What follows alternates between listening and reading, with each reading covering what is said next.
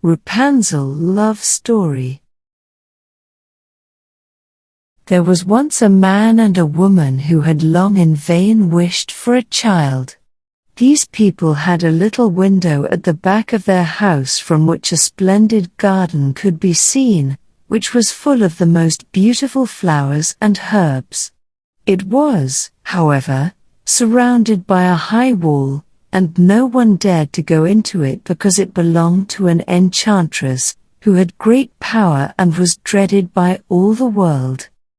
One day the woman was standing by this window and looking down into the garden, when she saw a bed which was planted with the most beautiful salad rampion, also known as Rapunzel, and it looked so fresh and green that she longed for it. She quite pined away, and began to look pale and miserable. Then her husband was alarmed, and asked, "What ails you, dear wife?" "Ah," she replied, "if I can't eat some of the rampion, which is in the garden behind our house, I shall die." The man, who loved her, thought, "Sooner than let your wife die, bring her some of the rampion yourself, let it cost what it will." At twilight, he clambered down over the wall into the garden of the enchantress, hastily clutched a handful of rampion, and took it to his wife. She at once made herself a salad of it, and ate it greedily. It tasted so good to her, so very good, that the next day she longed for it 3 times as much as before.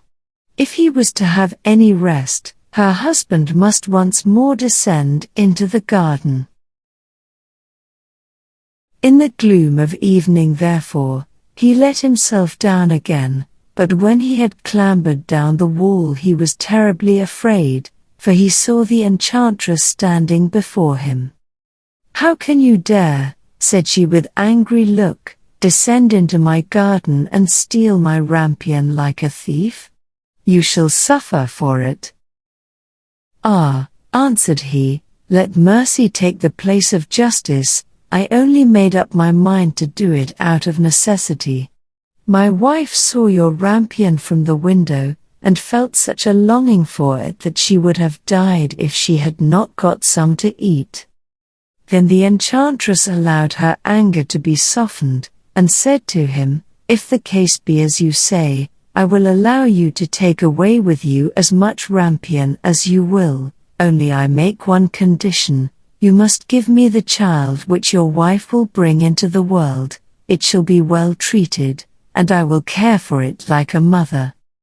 The man in his terror consented to everything, and when the woman was brought to bed, the enchantress appeared at once, gave the child the name of Rapunzel, and took it away with her. Rapunzel grew into the most beautiful child under the sun. When she was 12 years old, the enchantress shut her into a tower, which lay in a forest, and had neither stairs nor door, but quite at the top was a little window. When the enchantress wanted to go in, she placed herself beneath it and cried, "Rapunzel, Rapunzel, let down your hair to me." Rapunzel had magnificent long hair, fine as spun gold, and when she heard the voice of the enchantress she unfastened her braided tresses, wound them round one of the hooks of the window above, and then the hair fell 20 ells down, and the enchantress climbed up by it. After a year or 2, it came to pass that the king's son rode through the forest and passed by the tower. Then he heard a song, which was so charming that he stood still and listened. This was Rapunzel, who in her solitude passed her time in letting her sweet voice resound. The king's son wanted to climb up to her, and looked for the door of the tower, but none was to be found. He rode home, but the singing had so deeply touched his heart, that every day he went out into the forest and listened to it. Once when he was thus standing behind a tree, he saw that an enchantress came there, and he heard how she cried, "Rapunzel, Rapunzel. Let down your hair to me." Then Rapunzel let down the braids of her hair, and the enchantress climbed up to her. "If that is the ladder by which one mounts, I too will try my fortune," said he, and the next day when it began to grow dark, he went to the tower and cried, "Rapunzel, Rapunzel, let down your hair to me." Immediately the hair fell down and the king's son climbed up.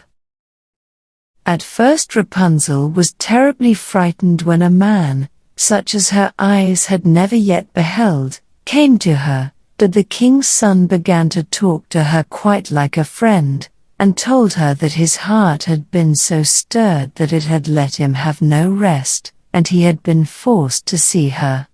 Then Rapunzel lost her fear, and when he asked her if she would take him for her husband, and she saw that he was young and handsome, she thought, "He will love me more than old Dame Gothel does," and she said yes, and laid her hand in his.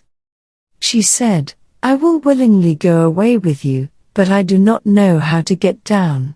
Bring with you a skein of silk every time that you come, and I will weave a ladder with it, and when that is ready I will descend, and you will take me on your horse."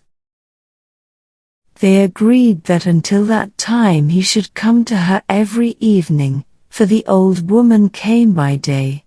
The enchantress remarked nothing of this, until once Rapunzel said to her, "Tell me, Dame Gothel, how it happens that you are so much heavier for me to draw up than the young king's son. He is with me in a moment."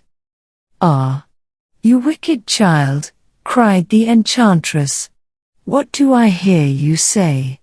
I thought I had separated you from all the world, and yet you have deceived me." In her anger she clutched Rapunzel's beautiful tresses, wrapped them twice round her left hand, seized a pair of scissors with the right, and snip, snap, they were cut off, and the lovely braids lay on the ground. And she was so pitiless that she took poor Rapunzel into a desert, where she had to live in great grief and misery. On the same day that she cast out Rapunzel, however, the enchantress fastened the braids of hair, which she had cut off, to the hook of the window, and when the king's son came and cried, "Rapunzel, Rapunzel, let down your hair to me," she let the hair down. The king's son ascended, but instead of finding his dearest Rapunzel, he found the enchantress, who gazed at him with wicked and venomous looks. "Aha!" she cried mockingly, "you would fetch your dearest, but the beautiful bird sits no longer singing in the nest. The cat has got it, and will scratch out your eyes as well. Rapunzel is lost to you, you will never see her again." The king's son was beside himself with pain, and in his despair he leapt down from the tower. He escaped with his life, but the thorns into which he fell pierced his eyes. Then he wandered quite blind about the forest, ate nothing but roots and berries, and did naught but lament and weep over the loss of his dearest wife. Thus he roamed about in misery for some years, and at length came to the desert where Rapunzel, with the twins to which she had given birth, a boy and a girl, lived in wretchedness. He heard a voice, and it seemed so familiar to him that he went towards it, and when he approached, Rapunzel knew him and fell on his neck and wept. Two of her tears wetted his eyes and they grew clear again, and he could see with them as before. He led her to his kingdom where he was joyfully received, and they lived for a long time afterwards, happy and contented.